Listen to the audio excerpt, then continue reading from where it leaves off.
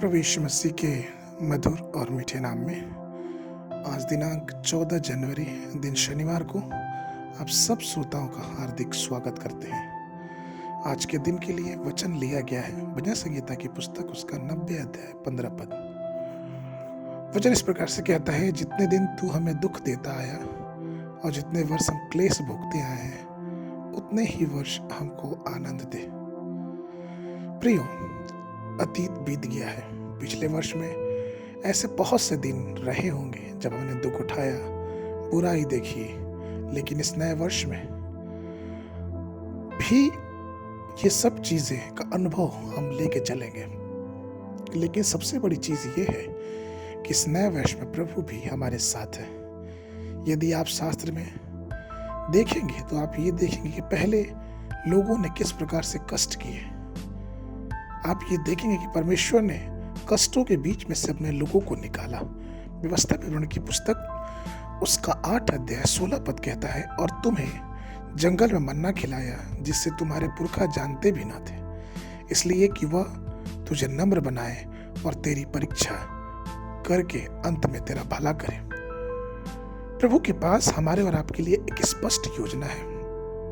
आपको इस नए वर्ष में ले आने से प्रभु यही घोषणा करता है, जिस प्रकार से उसने यशायाह नबी की पुस्तक 65 के 22 पद में कहा, ऐसा नहीं होगा कि वो बनाए और दूसरा बसे, वह लगाए या दूसरा खाए, क्योंकि मेरी प्रजा की आयु वृक्षों की सी होगी और मेरे चुने हुए अपने कर्मों का फल उठाएंगे। प्रियो, दाऊद वास्तव में यहोवा द्वारा राजा होने के लिए चुना गया था। वो भविष्यवक्ता सामुएल द्वारा अभिषेक भी किया गया था, लेकिन वो इतने कष्टों, क्लेशों, परेशानियों से पीड़ित था, यहाँ तक कि उसे पहाड़ों और गुफाओं में छुप छुप कर रहना पड़ा, क्योंकि साउल उसके प्राण के पीछे पड़ा था। आप आश्चर्य कर सकते हैं कि परमेश्वर ने दाऊद के जीवन में इस तरह से कष्ट और परीक्षाएं क्यों आने दिया। इसका उत्तर सिर्फ एक है, क्योंकि परमेश्वर चाहता था कि राजा दाऊद एक महान राजा बने, शक्तिशाली राजा बने। एक निश्चित समय पे सारे कष्टों का अंत परमेश्वर करता है। सारे संघर्ष जो हमारे जीवन में है उसका पूर्ण विराम लगता है।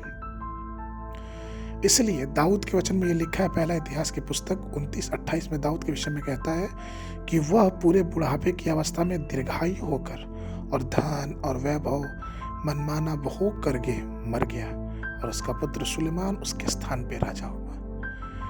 प्रियो, आप जिस भी परीक्षा और कष्ट से होकर गुजरे हैं वह आपको आशीष के एक कदम और करीब लेके आता है। दुख, परीक्षाएं, परिस्थितियां, सब कुछ हमारे और आपके लिए होती हैं, लेकिन यह कभी ना भूलें कि वह परीक्षाओं में हमारी सहायता करता है, हमें अपने आनंद और अपने अनुग्रह से भरता है।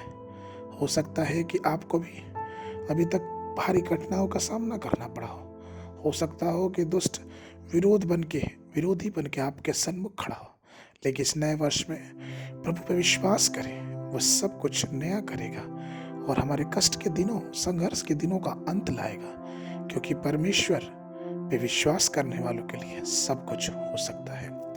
आज के मनन के लिए भजन संहिता की पुस्तक उसका 90 अध्याय 17 पद, और हमारे परमेश्वर यहोवा की मनोहरता हम पर प्रकट हो, तो हमारे कामों को दृढ़ कर, हमारे हाथों के कामों को दृढ़ कर। बाइबल अध्ययन के लिए सुबह के समय उत्पत्ति की पुस्तक उसका 33, 34 और 35 अध्याय, संध्या के समय मत्ती रचित सुसमाचार उसका 10 अध्याय 1 पद से लेके 20 पद तक। परमेश्वर आप सबको आशीष देवे।